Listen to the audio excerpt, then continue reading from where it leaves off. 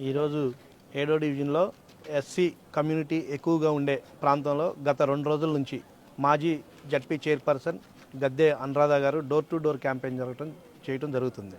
ఇక్కడ ఉన్న మా సమస్యలు ప్రజలు వారి దృష్టికి తేవడం జరిగింది. ఇంటి పట్టాల సమస్య లాస్ట్ టైం గవర్నమెంట్ ఉన్నప్పుడు టీడీపీ గవర్నమెంట్ ఉన్నప్పుడు వచ్చిన పట్టాలని అట్లా ఆపివేయటం వలన దగ్గర ఒక 3,000 కుటుంబాలు ఈరోజు బీఫామ్ పట్టాలు కూడా చేతికి అందకుండా ఉంటే వారి సమస్యను ప్రత్యేకంగా మేడం దగ్గరికి తీసుకురావడం వల్ల దాన్ని పరిష్కారాన్ని రేపు గవర్నమెంట్ రాగానే అప్పుడు ఇచ్చిన పట్టాలని మళ్ళీ తీసుకొచ్చి ఎమ్మెల్యే గారి ద్వారానే మళ్ళీ ఆ పట్టాలు అందించి ఏర్పాటు చేస్తానని చెప్పారు.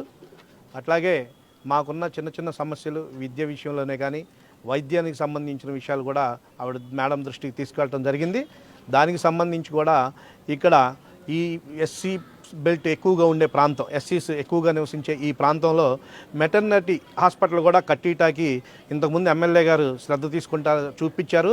దాన్ని తీసుకొచ్చి మూవ్ చేసే క్రమంలో ఎలక్షన్స్ రావటం, మళ్ళీ గవర్నమెంట్ లేకపోవడం వల్ల ఆగిపోయింది. దాన్ని ముందుకు నడిపిస్తానని చెప్పి మేడం గారు కూడా స్థానికులకి మాట ఇవ్వడం జరిగింది. మెటర్నరీ హాస్పిటల్ కూడా 20 పడకలది ఇక్కడ కట్టించే ఏర్పాట్లు కూడా చేస్తానన్నారు. ఇక్కడ గవర్నమెంట్ ల్యాండ్ కొద్దిగా స్థలం కూడా ఉండటం వల్ల దానికి ఉపయోగపడిద్దని చెప్పి మేడం చూపించడం జరిగింది. దాని మీద ప్రత్యేక దృష్టి పెడతానని చెప్పారు.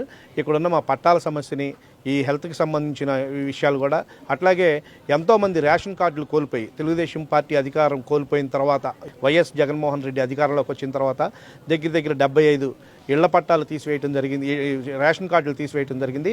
అవి కాకుండా ఒక 30 మందికి పెన్షన్లు ఆపివేయటం జరిగింది. దాని మీద కూడా ప్రత్యేక శ్రద్ధ తీసుకొని ప్రతి ఒక్కళ్ళు అర్జీ ఇవ్వటం కూడా జరిగింది మేడంకి. మాకు అమ్మాయి ఇట్లా జరిగింది మేడం, మాకు జరిగిన అన్యాయం అని చెప్పి మేడం కూడా దాని మీద దృష్టి పెట్టి నేను తప్పనిసరిగా రేపు గవర్నమెంట్ రాగానే ఈ 60 మందికి ప్రత్యేకంగా వాటి మీద ఎంక్వైరీ చేపించి వాళ్ళకి రేషన్ కార్డు, అట్లాగే పెన్షన్ కోల్పోయిన వారికి పెన్షన్లు ఇప్పించే బాధ్యత కూడా తీసుకుంటున్నారు.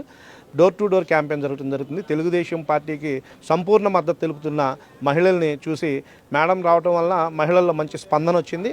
మేము కూడా తెలుగుదేశం పార్టీ శ్రేణులు కూడా ఉత్సాహంగా ముందుకెళ్తున్నాం. రాబోయే రోజుల్లో మా ఎమ్మెల్యే గారిని ఉన్నతమైన పదవుల్లో చూడాలనే ఒక కాంక్షతో మేము ముందుకెళ్తూ జై తెలుగుదేశం, జోహార్ ఎన్టీఆర్.